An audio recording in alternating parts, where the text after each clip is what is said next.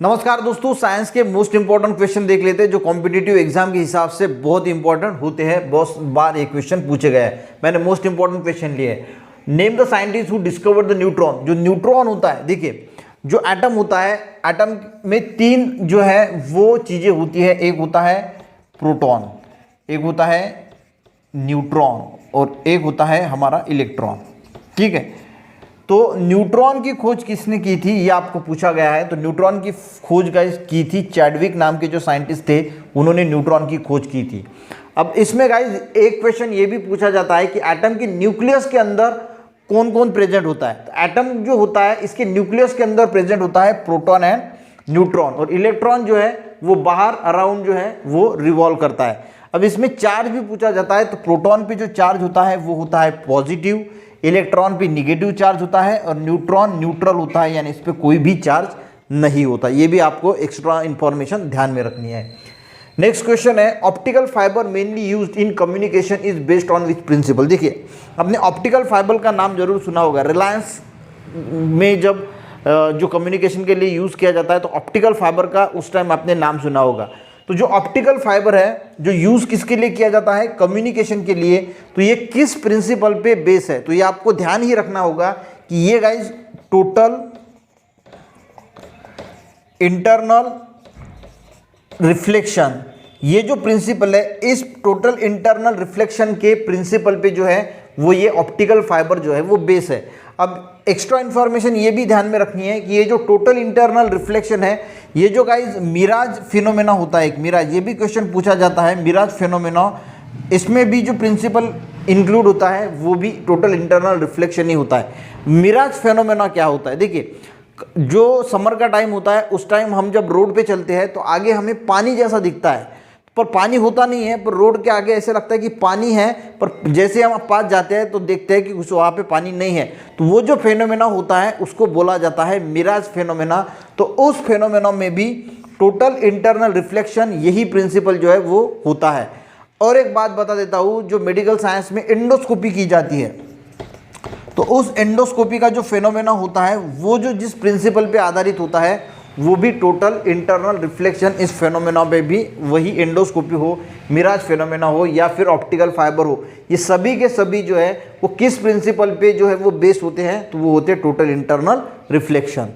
Next question देखते हैं, what is the escape velocity of Earth. Earth की escape velocity क्या है। तो सबसे पहले समझते हैं कि एस्केप वेलोसिटी क्या है। तो एस्केप वेलोसिटी वो वेलोसिटी होती है कि अगर हम कोई भी ऑब्जेक्ट उस वेलोसिटी से स्पेस में फेंके तो वो ऑब्जेक्ट कभी भी अर्थ पे वापस नहीं आएगा। समझ में आ गया। एस्केप वेलोसिटी क्या होता है कि ऐसी वेलोसिटी, अगर उस वेलोसिटी से अगर हम कोई भी ऑब्जेक्ट स्पेस में फेंकते हैं तो वो फिर वापस अर्थ पे कभी नहीं आएगा। उस वेलोसिटी को हम बोलते हैं एस्केप वेलोसिटी। एस्केप यानी वहाँ से निसट जाना, यानी खिसक जाना, तो उसको ही बोला जाता है एस्केप वेलोसिटी। तो वो कितनी होती है, वो होती है 11.2 किलोमीटर पर सेकंड, 11.2 किलोमीटर पर सेकंड, यानी 11.2 किलोमीटर प्रति सेकंड। इस हिसाब से अगर हम कोई भी ऑब्जेक्ट स्पेस में फेंकते हैं तो वो फिर कभी भी अर्थ पे वापस नहीं आएगा। ठीक है, नेक्स्ट क्वेश्चन देखते हैं, name the scientist who discovered the phenomena of radio activity. जो रेडियो एक्टिविटी का फेनोमेना है वो किस साइंटिस्ट ने डिस्कवर्ड किया था। तो रेडियो एक्टिविटी क्या होती है, एक स्पॉन्टेनियस प्रोसेस होती है जिससे अल्फा, बीटा और गामा रेडिएशन निकलती है। बहुत बार पूछा जाता है कि रेडियो एक्टिविटी में कौन से रेडिएशन निकलते हैं, तो आपको पता होना चाहिए कि उसमें से अल्फा, बीटा और गामा रेडिएशन जो है वो निकलते हैं। अब गाइज ये जो रेडियो एक्टिव का फेनोमेना है, ये जो साइंटिस्ट थे वो थे हेनरी बेक्वेरेल। ठीक है, हेनरी बेक्वेरेल नाम के जो साइंटिस्ट थे, इन्होंने ये रेडियो एक्टिविटी का फेनोमेना जो है वो डिस्कवर किया था। एग्जाम में ये भी पूछा जाता है कि ये जो रेडियो एक्टिविटी है इसका एसआई यूनिट क्या है। तो आपको पता होना चाहिए कि हेनरी बेक्वेरेल जो नाम है, तो इनके नाम से जो बेक्वेरेल है, इनके ही नाम से जो रेडियो एक्टिविटी का एसआई यूनिट है वो है बेक्वेरेल, और जो नॉन एसआई यूनिट है वो है क्यूरी। तो रेडियो एक्टिविटी के बारे में हमने कौन सी दो चीज़ें पढ़ी, किन्होंने इसका डिस्कवर किया था, तो हेनरी बेक्वेरेल। एसआई यूनिट क्या है, तो बेक्वेरेल, और नॉन एसआई यूनिट क्या है, तो वो है क्यूरी। नेक्स्ट क्वेश्चन देखते हैं, which law of Newton defined inertia. तो जो कौन सा ऐसा न्यूटन का लॉ है जिसने इनर्शिया को डिफाइन किया है। अब इनर्शिया क्या होता है गाइस, इसका मैंने स्पेशल वीडियो बनाया है। न्यूटन का फर्स्ट लॉ क्या है, सेकंड लॉ क्या है, थर्ड लॉ क्या है, तो ये आप ज़रूर सर्च कर लेना अली बाबा ऑनलाइन लर्निंग पे, आपको डिटेल में इसकी इन्फॉर्मेशन मिल जाएगी। जो डिफाइन किया गया है इनर्शिया का, वो जो न्यूटन का लॉ है वो है न्यूटन फर्स्ट लॉ, यानी न्यूटन के फर्स्ट लॉ में न्यूटन ने जो है वो इनर्शिया को अच्छी तरीके से डिफाइन किया है। नेक्स्ट क्वेश्चन देखते हैं, what is the SI unit of luminous intensity. जो ल्यूमिनस इंटेंसिटी होती है उसका एसआई यूनिट क्या होता है, तो उसका एसआई यूनिट होता है कैंडेला।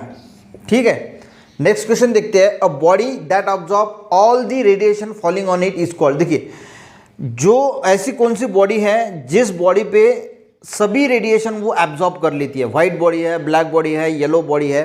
तो जो ब्लैक बॉडी होती है गाइस, यानी काला सब्सटेंस जो होता है वो सभी रेडिएशन को एब्जॉर्ब कर लेता है। जितने रेडिएशन उस पर गिरते हैं वो सभी रेडिएशन एब्जॉर्ब कर लेता है और उसीलिए हमें वो ब्लैक कलर का जो है वो दिखाई देता है।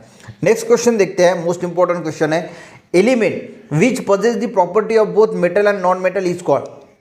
ऐसा एलिमेंट जो मेटल की भी प्रॉपर्टी शो करता है और नॉन मेटल की भी प्रॉपर्टी शो करता है, तो उस एलिमेंट को क्या बोला जाता है, तो उसको बोला जाता है गाइस मेटालॉइड्स। ठीक है, कुछ एग्जाम्पल भी हम देख लेते हैं मेटालॉइड्स के, जैसे बोरॉन हो गया, सिलिकॉन हो गया, उसके बाद जर्मेनियम हो गया, उसके बाद आर्सेनिक हो गया, उसके बाद एंटीमनी हो गया।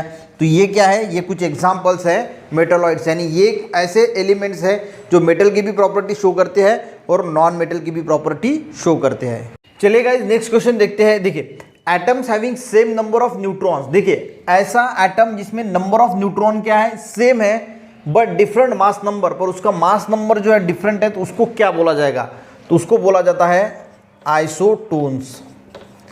आइसोटोन्स में क्या होता है, सेम न्यूट्रॉन का नंबर सेम होता है पर जो मास नंबर होता है वो डिफरेंट होता है, उसको बोला जाता है आइसोटोन्स। एक और टर्म होती है जिसको बोला जाता है आइसोटोप्स।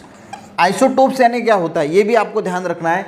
आइसोटोप्स यानी क्या होता है, सेम एटॉमिक नंबर, जो एटॉमिक नंबर होता है ना वो सेम होता है, पर जो मास नंबर होता है वो डिफरेंट होता है, उसको बोला जाता है आइसोटोप्स। आइसोटोप्स में क्या होता है, एटॉमिक नंबर जो होता है वो सेम होता है। ठीक है, एटॉमिक नंबर क्या होगा, सेम होगा, पर मास नंबर डिफरेंट होगा, उसको बोला जाएगा आइसोटोप्स। इसका उल्टा एक होता है जिसको हम बोलते हैं आइसोबार्स। आइसोबार्स में उल्टा होता है, यानी आइसोबार्स में उल्टा यानी यहाँ पे सेम एटॉमिक नंबर है तो यहाँ पे डिफरेंट एटॉमिक नंबर होगा और सेम मास नंबर होगा।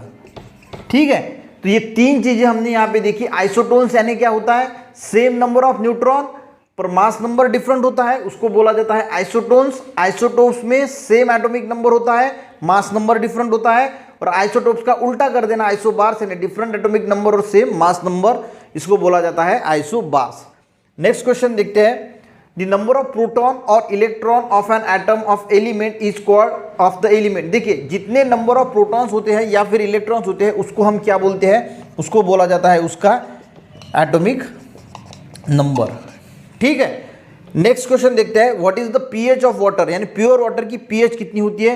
तो पीएच गाइस कैसे याद रखनी है, इसके मैंने 2 वीडियो स्पेशल वीडियो बनाए हैं विथ ट्रिक के साथ। अब गाइस अगर मैं आपसे पूछूं कि वाटर की पीएच कितनी होती है, तो एक गाना याद रखना, 7 समंदर पार में तेरे पीछे पीछे आ गए, ये गाना है, आपने सुना होगा। तो 7 समंदर, समंदर में क्या होता है, तो पानी होता है और 7 है, तो हमेशा याद रखना कि जो वाटर होता है प्योर वाटर, इसकी पीएच कितनी होती है, तो इसकी पीएच होती है 7। अब पीएच गाइस, इसमें जो पी होता है ये क्या डिनोट करता है, तो इसका मीनिंग होता है पावर भी होता है, पोटेंशियल भी होता है, या फिर हम इसको बोलते हैं निगेटिव लॉगरिथम ऑफ, या क्या बोलते हैं, अभी की स्टैंडर्ड की अगर हम बात करें तो इसको बोला जाता है निगेटिव लॉगरिथम ऑफ। इसका मीनिंग होता है पी का, जो पीएच में पी है इसका मीनिंग होता है निगेटिव लॉगरिथम ऑफ। अब ये जो पीएच होता है गाइस, ये किसके लिए इस्तेमाल किया जाता है, कोई भी सॉल्यूशन अगर है, कोई भी सॉल्यूशन है तो वो एसिडिक है, बेसिक है या फिर न्यूट्रल है, तो इसको समझने के लिए हम पीएच का इस्तेमाल करते हैं। इसकी रेंज क्या होती है ये भी पूछा जाता है, तो पीएच की रेंज होती है 0 to 14। 0 से लेके 7 जो है वो न्यूट्रल कहा जाता है। अगर किसी सॉल्यूशन की पीएच 7 आती है तो हम बोलते हैं कि ये सॉल्यूशन न्यूट्रल है। 0 से 6.9 तक आती है तो हम बोलते हैं कि एसिडिक है। यानी 0 से 6.9 क्या डिनोट करता है कि कि वो सॉल्यूशन जो है वो एसिडिक सॉल्यूशन है, और 7.1 से अगर 14 आती है तो वो सॉल्यूशन डिनोट करता है कि ये सॉल्यूशन बेसिक है। तो ये होता है पीएच का मेन काम। तो यहाँ पे गाइज हमने मोस्ट इंपॉर्टेंट 11 क्वेश्चन ही लिए हैं और अच्छी तरीके से आपको समझा के भी दिए हैं। आई होप कि आपको ये वीडियो अच्छा लगा होगा। अच्छा लगा तो ज़रूर एक लाइक कीजिएगा। लाइक से क्या होता है कि मेरा मोटिवेशन बढ़ता है।